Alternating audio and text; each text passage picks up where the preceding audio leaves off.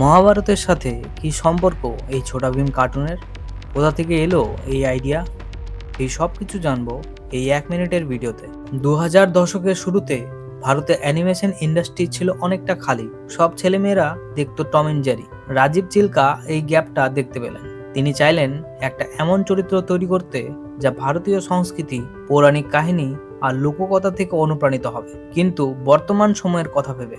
ছোটা ভীমের আইডিয়া এটি আসে আমাদের ভারতীয় মহাকাব্য মহাভারত থেকে।